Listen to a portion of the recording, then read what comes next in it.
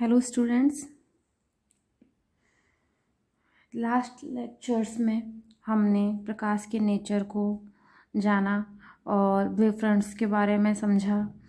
अब हम देखेंगे व्यतिकरण की परिभाषा को। हमने देखा कि व्यतिकरण में क्या होता है। समान आवृत्ति की तरंगें होती हैं और वो माध्यम के एक ही दिशा में संचरित होती हुई माध्यम के किन्हीं बिंदुओं पर प्रकाश की तीव्रता का असमान वितरण ये असमान वितरण होता है।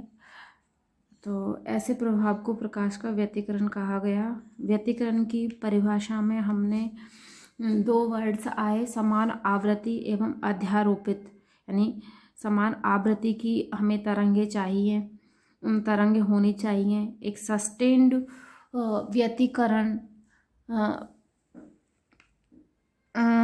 इफेक्ट के लिए या फिनोमेना के लिए, जिससे हम व्यतिकरण में जो भी ऑब्जर्वेशंस हो रहे हैं उनको हम नोट कर सकें, उसके लिए एक सस्टेन टाइप का इंटरफेरेंस होना चाहिए। तो सस्टेन इंटरफेरेंस हमें समान आवृत्ति की तरंगें जब होंगी तभी हमें सस्टेन्ड इंटरफेरेंस जो है प्राप्त होगा। तो दो वर्ड्स यूज हुए, समान आवृत्ति अध्यारोपण का सिद्धांत। तो समान आवृत्ति की तरंगों के लिए हमें कलासंबद्ध स्रोत यानी कोहेरेंट सोर्स होने चाहिए हमारे पास। तो एक बार देखते हैं कोहेरेंट सोर्स, इनकी नीड क्यों है।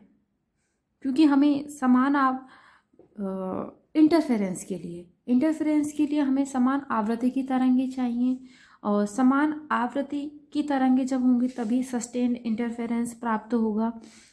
तो नीड हमें इसलिए है कोहेरेंट सोर्सेज की कि जिससे हम उनसे जो समान आवृत्ति की तरंगें होंगी तभी हम सस्टेन्ड इंटरफेरेंस प्राप्त कर सकेंगे। Coherent sources which produce static और सस्टेन्ड इंटरफेरेंस। स्टैटिक यानी भी रुका हुआ, और सस्टेन यानी भी रुका हुआ। जब आपका इंटरफेरेंस पैटर्न यानी व्यतिकरण पैटर्न सस्टेन यानी रुका हुआ एक स्थैतिक नहीं होगा, तो हम जो भी उसमें जो आपको ऑब्जर्वेशन करने होते हैं वो आप नोट नहीं कर पाएंगे। Therefore observation can be done. इसलिए हमें कोहेरेंट सोर्सेज की जरूरत होती है। कोहेरेंट सोर्सेज यानी कला संबंध स्रोत। Two sources are said to be coherent when they continuously emit wave of same frequency. दो जो सोर्सेज हैं वो कला संबंध स्रोत कब कहे जाएंगे, जब वो सेम फ्रीक्वेंसी यानी समान आवृत्ति की वेव यानी तरंग कंटिन्यूसली एमिट करते रहेंगे, यानी लगातार हमें समान आवृत्ति की जो तरंगे उत्सर्जित करते रहेंगे। ऐसे सोर्स कोहेरेंट सोर्स यानी कला संबंध स्रोत कहलाएंगे।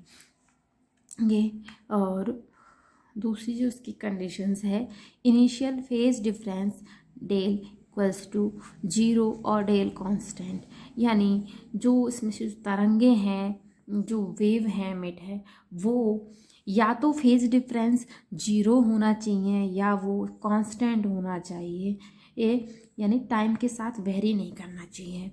तो एक तो कंटिन्यूसली एमिट करनी चाहिए सेम फ्रीक्वेंसी की वेव, और एक जो वेव जो इमिट कर रहे हैं उनमें जो फेज डिफरेंस है वो 0 होना चाहिए या टाइम के साथ वेरी नहीं करना चाहिए, मीन्स कांस्टेंट होना चाहिए। तो ऐसे सोर्स को हम कला संबंध स्रोत कहेंगे, और ऐसे स्रोतों से समान आवृत्ति की जो वेव इमिट होती हैं। कला संबद्ध स्रोत की एक बार डेफिनेशन देख लेते हैं हिंदी में। जब दो प्रकाश स्रोतों से उत्सर्जित तरंगों के मध्य कुल कलांतर का मान समय के सापेक्ष सदैव नियत बना रहता है, तो ऐसे प्रकाश स्रोत कला संबद्ध स्रोत कहलाते हैं। जब कहा गया दो लाइट सोर्स हैं, उनकी लाइट सोर्सों से उत्सर्जित तरंगों के मध्य कुल कालांतर का मान समय के सापेक्ष सदैव नियत बना रहे, मतलब यानी कांस्टेंट बना रहे। तो ऐसे प्रकाश स्रोत कला संबद्ध स्रोत कहलाते हैं। तो कला संबद्ध स्रोत की आवश्यकता हमें इंटरफेरेंस के लिए जो समान आवृत्ति की तरंगें होती हैं उनको प्राप्त करने के लिए भी चाहिए, और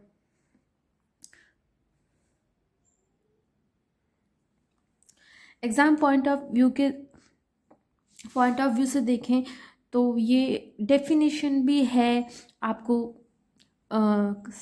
खंड ए यानी सेक्शन ए में जो आधे नंबर के जो 10 क्वेश्चन आते हैं उनमें इस तरह की परिभाषाएं पूछी जाती हैं कि कला संबद्ध स्रोत क्या कहते हैं, कौन से होते हैं।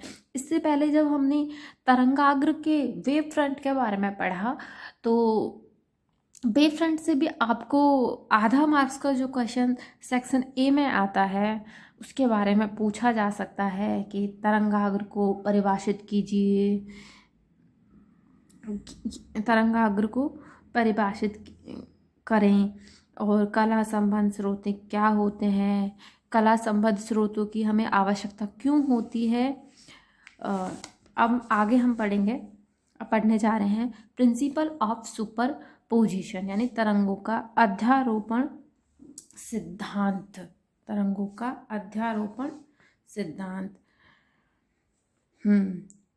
जब हम व्यतिकरण की परिभाषा जब हमने देखी थी तो उसमें 2 या 2 से अधिक समान आवृत्ति की तरंगें माध्य एक ही दिशा में संचरित होती हुई माध्यम के किन्हीं बिंदुओं पर सुपरपोज्ड होती हैं, तो अध्यारोपित होती हैं।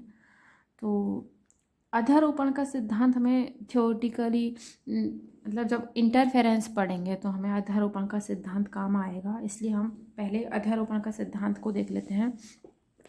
जब 2 या 2 से अधिक तरंगें एक साथ किसी बिंदु से गुजरती हैं तो उस बिंदु पर परिणामी विक्षोभ यानी डिस्टरबेंस सभी तरंगों के कारण स्वतंत्र रूप से उत्पन्न विक्षोभों के सदिश योग के बराबर होती हैं। यानी जब 2 या 2 से अधिक तरंगें एक साथ किसी बिंदु से गुजरती हैं तो उस बिंदु पर परिणामी विक्षोभ, 2 तरंगें हैं, 2 या 2 से अधिक तरंगें किसी पॉइंट से गुजर रही हैं, तो जो जिस पॉइंट्स पर उस एक बिंदु जिस पॉइंट किसी बिंदु से गुजरती हैं तो जिस बिंदु पर उस बिंदु पर परिणामी विक्षोभ है डिस्टरबेंस, जो सभी तरंगें अलग अलग स्वतंत्र रूप से जो डिस्टरबेंस से उत्पन्न करेंगी उनके सदिश योग के बराबर होता है।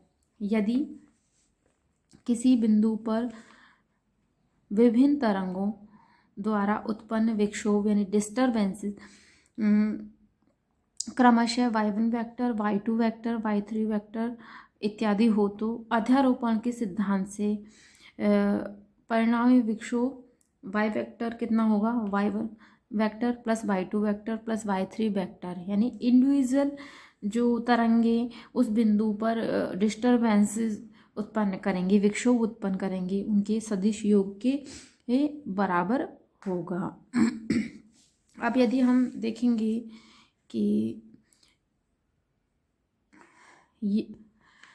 हम माने कि जो विभिन्न तरंगों के कारण विक्षोभ हो रहा है वो एक ही, यदि तरंगे एक ही दिशा में चलती हैं तो यदि एक ही दिशा में हों तो यदि विभिन्न तरंगों के कारण विक्षोभ एक ही सरल रेखा के अनुदिश हो तो परिणामी विक्षोभ अलग अलग तरंगों के कारण विक्षोभों के बीज गणितीय योग के बराबर होता है। मान लो एक ही दिशा के अनुदिश हो तो रिजल्टेंट जो डिस्टरबेंस है वो अलग अलग तरंगों के द्वारा विक्षोभ जो इंडिविजुअल विक्षोभ डिस्टरबेंस पैदा होगा उनके एल्जेब्रिक सम के बराबर होगा।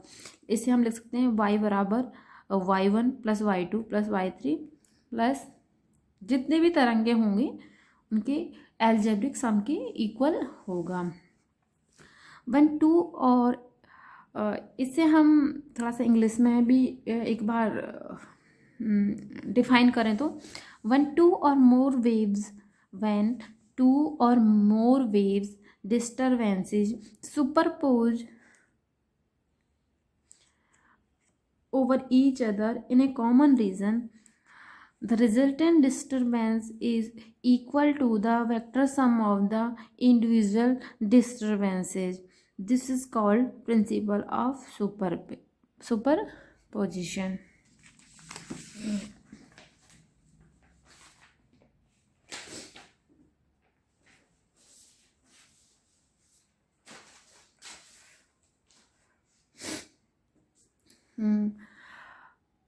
यदि हम बुक्स की बात करें तो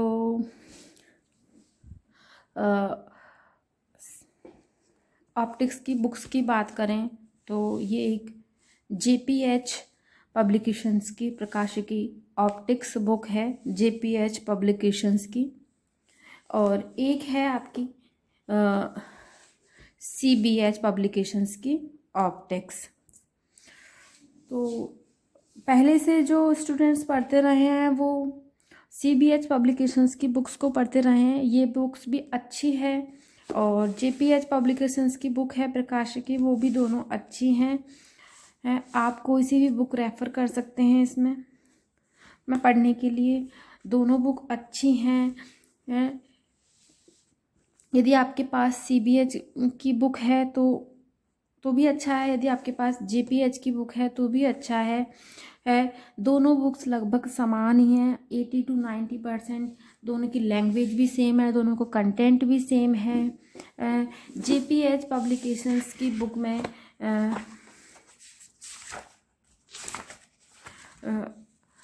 भी अच्छा लिखा गया है, आप कोई सी भी बुक को रेफ़र कर सकते हैं। CBH की बुक है, अच्छा है। JPH की है, कोई सी भी है, आप दोनों बुकों में से कोई सी भी बुक ले सकते हैं। Thank you.